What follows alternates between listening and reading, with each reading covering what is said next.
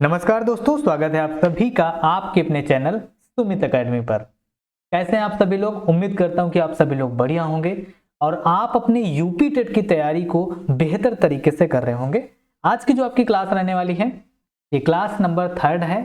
इससे पहले हमारी 2 क्लासेस हो चुकी है, तो जिन भाई बहनों ने अभी तक उन क्लासेस को नहीं किया है भाई, जा करके आप कर लेना। आज की क्लास में हम लोग स्किनर का जो सिद्धांत है उसके बारे में हम लोग पढ़ने वाले हैं। तो स्किनर साहब ने जो है अपना प्रयोग किसके ऊपर किया भाई? चूहे के ऊपर किया है, तो इसके ऊपर हम लोग पढ़ेंगे। हालांकि चूहा और कबूतर के ऊपर इन्होंने अपने प्रयोग किए हैं और आपके एग्जाम के पॉइंट ऑफ व्यू से सबसे ज्यादा जो इंपॉर्टेंट है वो है आपका चूहा वाला प्रयोग। तो उसके बारे में हम लोग कंप्लीट पढ़ने वाले हैं। तो अगर वीडियो पसंद आती है तो वीडियो को लाइक कर देना, अपने दोस्तों में जरूर शेयर करना। चैनल पर अगर आप नए हो तो चैनल को सब्सक्राइब कर लो। चलिए भाई शुरू करते हैं। तो बीएफ स्किनर की बात करेंगे। इनका जो सिद्धांत है क्रिया प्रसूति अनुबंधन का जो सिद्धांत है, इसके बारे में हम लोग पढ़ने वाले हैं। आप देख रहे हैं अभी सुमित एकेडमी चैनल पर, तो आपको भाई चैनल को सब्सक्राइब जरूर कर लेना है। तो इनका परिचय के बारे में हम लोग पढ़ेंगे। इनका भाई परिचय जो है, इनका जन्म कहाँ हुआ था, इन्होंने कब प्रयोग किया, इन सभी चीजों के बारे में। ये जो फ्लो चार्ट आपको दिख रहा है ये इंपॉर्टेंट चीज है और इस पीडीएफ को आपको डाउनलोड करने के लिए आपको हमारे टेलीग्राम चैनल से जुड़ना पड़ेगा। तो टेलीग्राम चैनल से जुड़ सकते हैं, एप्लीकेशन को जरूर डाउनलोड कर लीजिएगा, वहां पर ये सारी पीडीएफ आपको मिल जाती है, वहां पर प्रोवाइड करा दी जाती हैं। ठीक है, तो चलो भाई देर ना करते हुए क्लास की करते हैं शुरुआत। और यहाँ पर हम लोग पढ़ेंगे यूपी टेट 2026 के बारे में हम लोग पढ़ने वाले हैं। चाइल्ड डेवलपमेंट एंड पेडागोजी, जो आपके एग्जाम के पॉइंट ऑफ व्यू से इंपॉर्टेंट है, उसके बारे में हम लोग पढ़ेंगे। सबसे पहली वाली बात जो है आपको ध्यान रखना है कि स्किनर का जो है क्रिया प्रसूति अनुबंधन का सिद्धांत है, इस चीज को आपको ध्यान रखना है। इनका सिद्धांत का नाम डायरेक्टली अगर आपसे पूछे एग्जाम में कि भैया आपसे पूछ ले कि बताओ भाई स्किनर का यहाँ पर ऐसे सवाल पूछेगा, क्रिया प्रसूति अनुबंधन का सिद्धांत किसने प्रतिपादित किया, तो आपको बता देना है कि भैया बीएफ स्किनर, या फिर स्किनर खाली आपको देखने को मिल सकता है। तो वहां पर आपको इसको टिक करके आगे बढ़ जाना है। ठीक है, अगर आप सीडीपी इसी तरीके से पढ़ते रहेंगे, प्रॉपर जो है आपको जो यहाँ पर पीडीएफ दी जाती है उनको डाउनलोड करके रिवीजन करते रहेंगे, तो आपको 30 में से 30 लाने से कोई रोक नहीं सकता, क्योंकि यहाँ पर आपके फैक्ट बेस ही चीजें आपसे पूछी जाती हैं। चलो भैया देर नहीं करेंगे, हम शुरुआत करते हैं। आपके अपने जो है इंट्रोडक्शन देते हैं भैया, आपका जो सिद्धांत है उसके बारे में हम लोग पढ़ना शुरू करते हैं। अब देखो ये निवासी कहाँ के थे? बीएफ स्किनर साहब जो यूएसए के थे, ठीक है, अमेरिका के रहने वाले थे। ठीक है, अब इन्होंने जो है 1938 में इन्होंने जो है चूहे के ऊपर प्रयोग किया। 1943 में इन्होंने जो कबूतर के ऊपर, पिजन के ऊपर जो है इन्होंने प्रयोग किया। लेकिन सबसे ज्यादा जो इंपॉर्टेंट है आपके एग्जाम में पूछा जाता है वो आपका चूहा है। ठीक है, तो चूहे से रिलेटेड आपके एग्जाम में सवाल बनते हैं, तो यहां से आपको चीजें याद रखनी है। जैसे यहाँ पर ट्रिक मैंने लिखी है भैया कि स्किन मतलब क्या होता है भाई? त्वचा। अमर, अमर मतलब अमेरिका। आप देखो यहाँ से आपको एक चीज याद रखनी है कि भाई स्किन, ठीक, स्किन, त्वचा, अमर, अमेरिका। अमर से आपको याद रखना है कि अमेरिका, और स्किन त्वचा। ठीक है, तो स्किनर ने किसके ऊपर प्रयोग किया? ठीक है, देखो स्किन जैसे हमारी पतली होती है, मुलायम होती है, ठीक, वैसे छोटा चूहा जो हमारा होता है छोटा होता है चूहा। ठीक है, तो इस तरीके से आपको कुछ चीजें याद रखनी है। अब इनके जो अन्य नाम है, इनके जो सिद्धांत के कुछ अन्य नाम है उसके बारे में भी हम लोग आगे देखने वाले। यहाँ पर देखो स्किनर ने सक्रिय जीवों का चयन किया है, इस चीज को आपको ध्यान रखना है। जो सक्रिय है ये किसके ऊपर जोर देते हैं? ये रिस्पॉन्स के ऊपर जोर देते हैं भैया। ठीक है, ये कहते हैं कि प्राणी जो है सबसे पहले रिस्पॉन्स करेगा, मतलब अनुक्रिया करेगा। ठीक है, तो ये अनुक्रिया को जोर देते हैं, अनुक्रिया के ऊपर ज्यादा ये जोर देते हैं। तो यहाँ पर अनुक्रिया तभी करेगा जब यहाँ पर प्राणी क्या होगा, जीव क्या होगा, एक्टिव होगा। तो स्किनर ने सक्रिय जीवों का जो है चयन किया है, इस चीज को आपको ध्यान रखना है। आगे बढ़ेंगे। अगर मैं बात करूं सिद्धांत का आधार क्या है, तो सिद्धांत का आधार क्या है भाई? पावलोव का जो सिद्धांत, यहाँ पर आप लोग देखे होंगे कि भाई कुत्ता जो होता है वो निष्क्रिय होता है। ठीक, पावलोव की बात करें तो कुत्ता निष्क्रिय होता है, जब तक उसको उद्दीपक नहीं दिखता है तब तक वो एक्टिविटी करता ही नहीं भैया। ठीक है, तो उसके सामने पहले स्टिमुलस होना चाहिए, स्टिमुलस। ठीक है, स्टिमुलस होना चाहिए मतलब उद्दीपक। यहाँ पर स्किनर की अगर हम बात करें तो इन्होंने जो 2 प्रयोग किए हैं चूहा और कबूतर के ऊपर, तो यहाँ पर ये एक्टिव होते हैं। ये सबसे पहले क्या करते हैं? अनुक्रिया करते हैं, सबसे पहले अनुक्रिया करते हैं, ये रेस्पॉन्स करते हैं। ठीक, तो वातावरण में प्राणी हमेशा सक्रिय रहता है, इस चीज को आपको ध्यान रखना है। इसीलिए सक्रिय अनुबंधन का सिद्धांत अगर आपसे पूछा जाए, सक्रिय अनुबंधन का सिद्धांत अगर आपके एग्जाम में पूछ ले भैया, तो आपको ध्यान रखना है किसने दिया, स्किनर साहब ने दिया। एक्टिव कंडीशनिंग थ्योरी की बात करेंगे तो ये भी आपका ध्यान रखना है, इसे कहा जाता है, स्किनर का जो सिद्धांत है उसी का दूसरा नाम भैया सक्रिय अनुबंधन का सिद्धांत भी इसे कहा जाता है। इस चीज को आपको ध्यान रखना है, ठीक है। अगर हम बात करें अदर नाम इसके कौन कौन से भैया, अदर नेम की बात करें तो क्रिया प्रस्तुति का नियम बहुत ज्यादा इंपॉर्टेंट है, आपके एग्जाम में पूछा जाता है। सक्रिय अनुबंधन, क्योंकि यहाँ पर सक्रिय जो है आपके जीव, सक्रिय जीव होते हैं भैया, सक्रिय जीव के ऊपर इन्होंने किया है भाई, ठीक है। तो जिसमें जो प्राणी होता है, जो जीव होता है वो एक्टिव होता है। कार्यात्मक प्रतिबद्धता, फंक्शनल कमिटमेंट इसमें देखने को मिलता है, तो ये वाली बात भी आपको सही देखने को मिलेगी। नैमित्तिक अनुबंधन, इंस्ट्रूमेंटल, ठीक है, इंस्ट्रूमेंटल कंडीशनिंग की अगर बात करेंगे तो यहाँ पर ये भी आपको अदर नेम में देखने को मिलेगा। तो यहाँ पर जो 4 नाम देखने को मिल रहे हैं आपको, ये आपको याद रखना है, ठीक है, ये आपको ध्यान रखना है। यहाँ पर जो है ये इंपॉर्टेंट है, आपके एग्जाम में डायरेक्टली सवाल यहाँ से बनता है। ऑपरेंट का अर्थ होता है वातावरण में क्रिया करना, ठीक है, जैसे ऑपरेशन, ऑपरेटर है ना, वही वैसे ही है ऑपरेंट।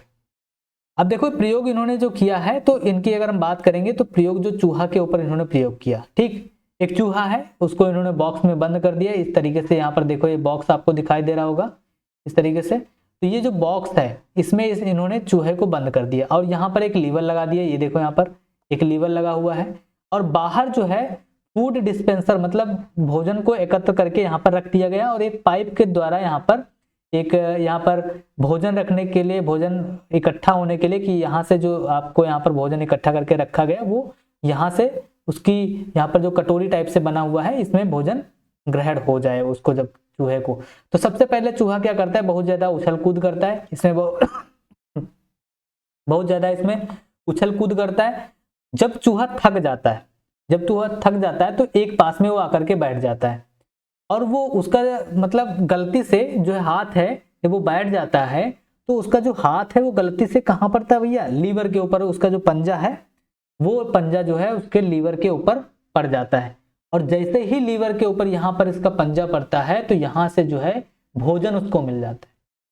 जब उसको भोजन मिल गया तो वो एक चीज तो समझ चुका था, वो एक चीज ये समझ चुका था कि कूदने फांदने से हमें कुछ नहीं मिलने वाला है।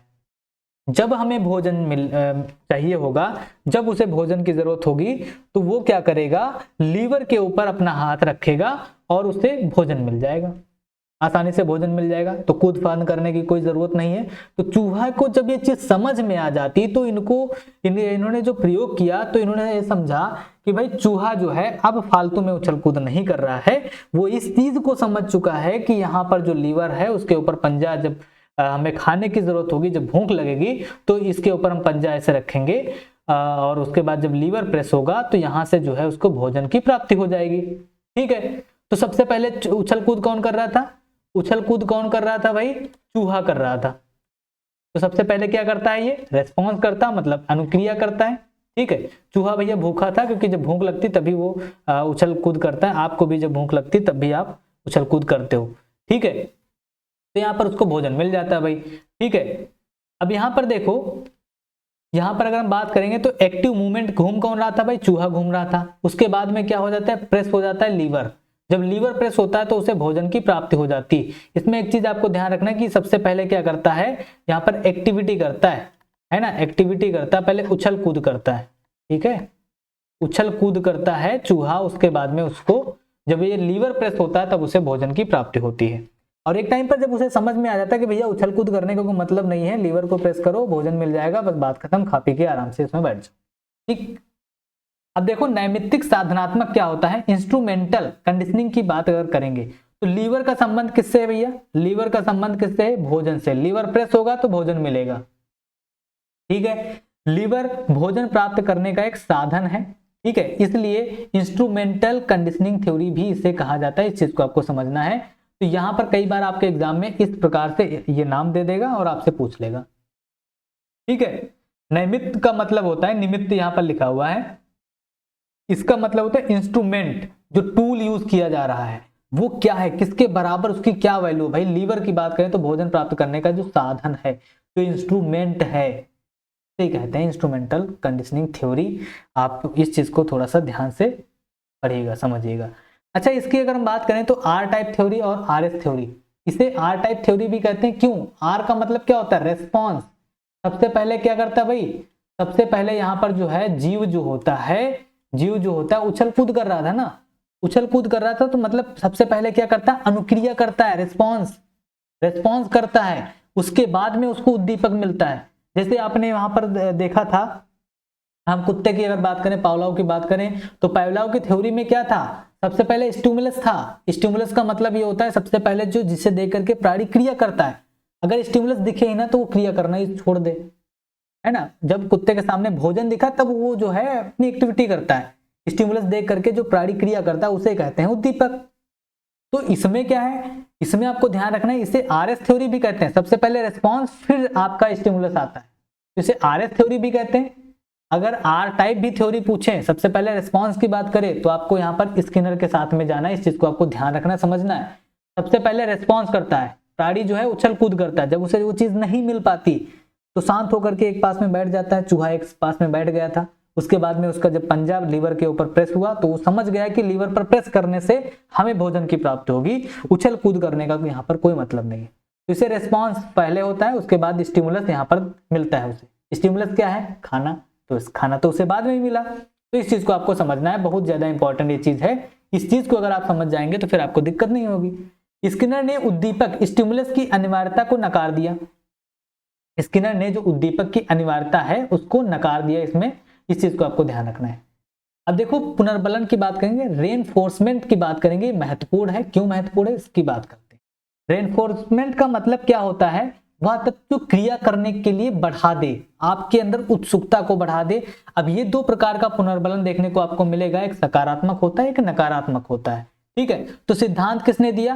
क्लार्क हल ने दिया। अगर आपसे पूछ ले पुनर्बलन का सिद्धांत किसने दिया, तो आपको ध्यान रखना क्लार्क हल ने दिया। अब देखो, सीटेट की बात तो यहाँ पर है नहीं, सीटेट में आपके कॉन्सेप्ट बेस्ड सवाल पूछता है। लेकिन अब यहाँ पर जैसे यहाँ पर मैं आपसे कह रहा हूँ कि भैया पुनर्बलन का सिद्धांत किसने दिया, आपके एग्जाम में आ गया, आपको पता ही नहीं है, क्लार्क हल आपको पता ही नहीं है। तो जो यहाँ पर मेन पॉइंट लिखे गए हैं इनको भैया पढ़ो ध्यान से, क्योंकि यहाँ पर फैक्ट बेस्ड चीजें हैं। तो आपका कंटेंट भी बढ़ जाता है कि भाई फैक्ट बेस्ड चीजें हैं। कई बार भी वन लाइनर अगर आप पढ़ेंगे होंगे तो चीजें आपको याद रहेंगी। अच्छा, महत्व किसने दिया? देखो, हल को चलाने के लिए बल चाहिए, तो बल मतलब महत्व किसने दिया? तो बीएफ स्किनर ने दिया। ठीक है, सिद्धांत प्रतिपादित किया पुनर्बलन का क्लार्क हल ने, लेकिन इसको महत्व किसने दिया? बीएफ स्किनर साहब ने दिया। इस चीज को आपको ध्यान रखना है। वह तत्व जो क्रिया को बढ़ा दे पुनर्बलन कहलाता है। अब एक पुनर्बलन आपको पॉजिटिव देखने को मिलेगा, एक नेगेटिव आपको देखने को मिलेगा। अभी उसकी हम लोग बात करते हैं। तो पुनर्बलन के दो प्रकार आपको यहाँ पर देखने को मिलेंगे। एक होता है पॉजिटिव, जिसको आप लोग सकारात्मक बोलते हैं, एक होता है नकारात्मक, निगेटिव। ठीक। अच्छा, सकारात्मक पुनर्बलन होता क्या है? जैसे आपने कोई काम किया, आपसे मैंने सवाल पूछा और आपने यहाँ पर कह दिया सर ठीक है, सर आपने जवाब दे दिया, तो मैं कहता हूँ कि बहुत बढ़िया बेटा, आपको इस उपलब्धि के लिए मैं आपको यहाँ पर पुरस्कार दूंगा, गिफ्ट दूंगा, प्राइज मिलेगा आपको। ठीक है, तो आप क्या करेंगे? वैसे ही उस काम को दोहराएंगे, क्योंकि आपने एक अच्छा काम किया है और मैंने भी आपको अप्रिशिएट कर दिया। तो इसका मतलब क्या है? आप उस क्रिया को दोहराना चाहेंगे, आप उस क्रिया को अच्छे तरीके से करेंगे, क्योंकि यहां पर हमने क्या किया? आपको एक पॉजिटिव रेनफोर्समेंट दे दिया। और ठीक दूसरी तरीके से अगर आपने कोई भी गलत काम कर दिया, आपने किसी को गाली दे दी और फिर वहीं पर मैंने आपको सजा दे दी, आपको मैंने चाटा मार दिया, थप्पड़ मार दिया, तो आप उस क्रिया को दोबारा से नहीं करेंगे। और जितना जल्दी हो सके ये सकारात्मक और नकारात्मक जो रेनफोर्समेंट है वो अगर दिया जाएगा तो उतना ही ज्यादा वो प्रभावशाली होगा। सपोज करो कि आपने आज किसी को थप्पड़ मार दिया, गाली दे दी, और आपके पेरेंट्स जो हैं उनको ये बात पता चली और उन्होंने कुछ कहा नहीं, आपको कुछ नहीं कहा। तो जब आपको कुछ नहीं कहा तो आपकी हिम्मत और बढ़ जाएगी उस काम को करने के लिए, कि हमारे पापा तो कुछ कह ही नहीं रहे, हमारे सर तो हमें कुछ कह ही नहीं रहे, हम तो दोबारा से इस कार्य को करेंगे। और सपोज करो कि ऑन द स्पॉट अगर आपको वहीं पर थप्पड़ मार दें, टीचर हो या फिर आपके पापा हो, मम्मी हो, कोई भी हो, जब आपने गलत काम किया तुरंत थप्पड़ मार दें, तुरंत आपको सजा मिल जाए, तो आप उस क्रिया को नहीं करेंगे, आपकी उस क्रिया को रोका जा सकता है। ये होता है निगेटिव। और निगेटिव क्रिया को रोकने के लिए ही दिया जाता है, कि जब बच्चा किसी भी कार्य को गलत तरीके से करता है तो हमें उस क्रिया को रोकना होता है, निगेटिव रेनफोर्समेंट देना होता है। बस इतनी सिंपल सी बात है, इस चीज को आपको समझना है। ठीक है, चीजें समझ में आई तो भाई वीडियो को लाइक कर दो, कमेंट करो भाई अगर चीजें समझ में आ रही, और नेक्स्ट टॉपिक आपको कौन सा चाहिए ये भी कमेंट कर दिया करो, तो नेक्स्ट टॉपिक आपकी डिमांड के ऊपर मिल जाएगा भाई।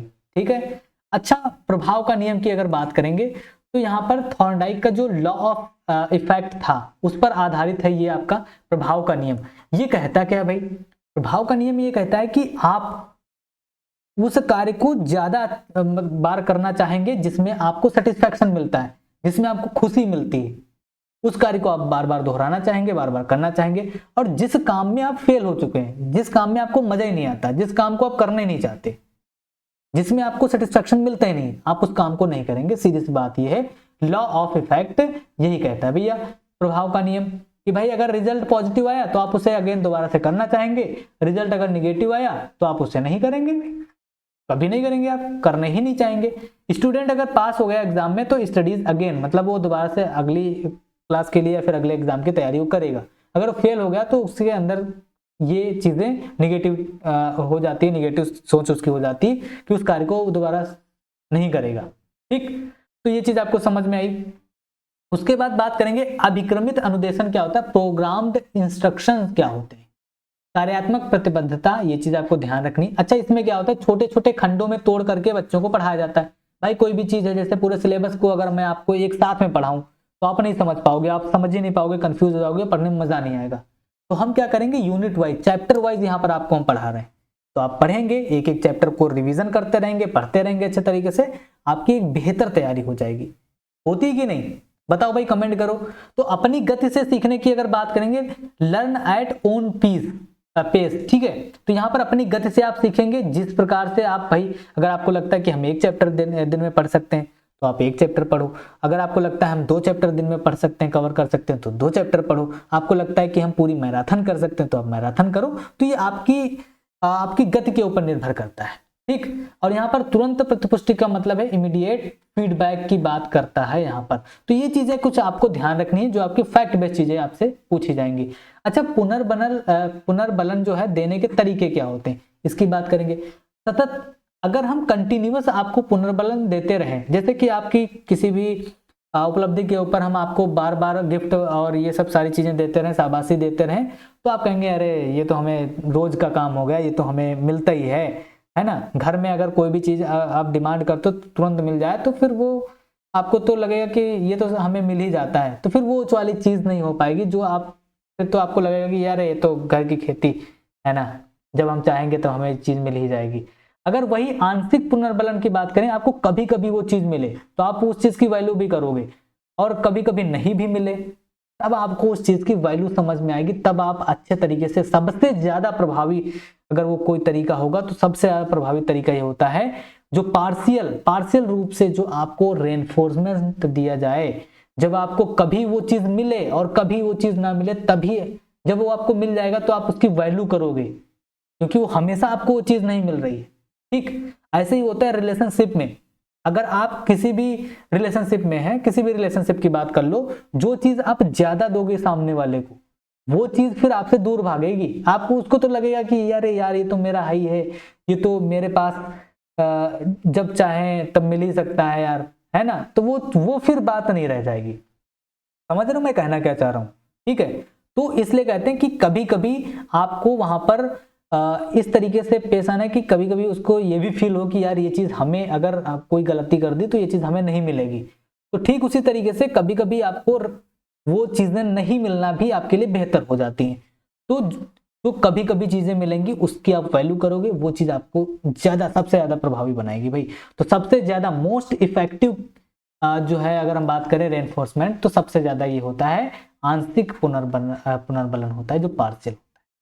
उसके बाद बात करेंगे अनुपातिक की, बात करेंगे कार्य की गुणवत्ता की बात करेंगे, तो बेस्ड एंड क्वालिटी की ये बात करता है। इसमें अगर हार्ड टास्क है तो भाई बिग रिवार्ड, इजी टास्क तो स्मॉल रिवार्ड। जैसे हम अगर बात करें कि भाई बहुत बड़ा अचीवमेंट अगर कोई है, तो यहाँ पर कार्य की गुणवत्ता के अकॉर्डिंग आपको रेनफोर्समेंट दिया जाता है। जैसे अगर मान लो कोई भी कंपटीशन आपने करा दिया, तो फर्स्ट सेकंड और थर्ड, ठीक है, तो फर्स्ट को बिग प्राइज मिलता है, आपने ये चीज देखी है, सेकंड को उससे भी छोटा और थर्ड को उससे भी छोटा प्राइज मिलता है। तो ये कुछ इस प्रकार से यहाँ पर कार्य की गुणवत्ता, क्वालिटी के ऊपर जो है आपको यहाँ पर रेनफोर्समेंट दिया जाता है। अच्छा, अंतराल की बात करेंगे, इंटरवल की बात करेंगे तो बेस्ड ऑन टाइम के ऊपर होता है। जैसे जो वीकली टेस्ट वगैरह होते हैं, वीकली आपको जो क्लास टेस्ट करवाए जाते हैं, ठीक है। जैसे जो सैलरी आपकी मिलती है, फिक्स्ड गैप होता है कि भैया हमारा जो है इस इतने टाइम के बाद में सैलरी आनी है, 1 महीने के बाद में, है ना। कुछ को वीकली मिलती, कुछ को अलग अलग तरीके से वहां पर डिसाइड की जाती हैं चीजें। तो एक जो समय अंतराल होता है उसके बाद में जो चीजें हमें प्रोवाइड होती हैं वो हमारा होता है अंतराल के अंतर्गत आता है, ठीक। अच्छा, आलोचना की बात करेंगे तो इन्होंने जो एक्सपेरिमेंट किया नियंत्रित परिवेश, जैसे इन्होंने कटघरे के अंदर जो है जीव को बंद कर दिया, उसके अंदर इन्होंने एक्सपेरिमेंट किया है। रियल लाइफ कैसी काम करती है भैया? रियल लाइफ में अगर आप किसी को पिंजड़े में बंद कर दो, जैसे आप किसी रिलेशनशिप में है ना, अगर आप किसी रिलेशनशिप में हैं और आपको कोई सामने वाला इंसान या फिर आप किसी सामने वाले इंसान के ऊपर बहुत ज्यादा पाबंदियां लगाओ, बहुत ज्यादा सब कुछ करो, तो वो कहीं ना कहीं एक कटघरे में महसूस करेगा कि आपने उसके ऊपर बिल्कुल एक जाल बना रखा है कि वो उससे बाहर निकल नहीं पा रहा है। तो फिर वहां पर चीजें बिखर जाती हैं फिर, ठीक। तो रियल लाइफ में क्या है? प्राकृतिक खुला वातावरण यहाँ पर आपको देखने को मिलता है। मानव पिंजड़े में नहीं रहता है। आप किसी को भी अगर कैद कर लेंगे इस तरीके से तो आपसे दूर भागेगा भाई, ठीक है। तो अगर आप अच्छे से जिंदगी जीना चाहते हैं तो भैया किसी को पिंजरे में बंद करने वाली जो चीजें हैं, ठीक है, वो एक अच्छी चीज नहीं होती। प्राकृतिक वातावरण में परिस्थितियां अनियंत्रित रहती, इस चीज को आपको समझना है, ठीक है। अच्छा, आपने इतना समझ लिया, आपने सारा पूरा कॉन्सेप्ट पढ़ लिया है। अगर आपको लगता है कि आपको यहां से कुछ अच्छा नॉलेज मिला तो भैया कमेंट करके जरूर जाना, ठीक है। निष्कर्ष की बात करेंगे एंड उपयोग की बात करेंगे तो यहां पर to teach new habits use positive reinforcement और स्टॉप बैड हैबिट्स। अगर उससे हम कहेंगे भाई अगर आपके अंदर कोई भी गलत आदत है तो उसको स्टॉप करो, और स्टॉप करने के लिए तो यहाँ पर नेगेटिव रेनफोर्समेंट की बात की जाती है। 30 में से 29 नहीं तो पूरे 30 में 30 आपको हम दिलाएंगे, ये हमारा वादा रहा। अगर आप हमसे जुड़े रहे तो यूपी टेट में भी आपका हम बढ़िया स्कोर करवाएंगे। इस पीडीएफ को डाउनलोड कर लेने के लिए आपको यहाँ पर चले जाना है, आपको चले जाना है सुमित अकेडमी ऐप को डाउनलोड कर लेना है, या फिर आप चाहो तो टेलीग्राम को भी ज्वाइन कर सकते हो। दोनों जगह आपको यहाँ पर ये पीडीएफ मिल जाएगी। तो उम्मीद करते हैं वीडियो आपको पसंद आई होगी, और वीडियो पसंद आई तो वीडियो को लाइक कर देना, शेयर कर देना अपने दोस्तों में। फिर मिलेंगे नेक्स्ट वीडियो में। नेक्स्ट वीडियो आपकी कमेंट का हो सकता है, आपकी चॉइस का हो सकता है, तो कमेंट करो और फिर मिलेंगे नेक्स्ट क्लास में। तब तक के लिए बाय बाय, जय हिंद, जय भारत। ध्यान रखो अपना और अपनी फैमिली का।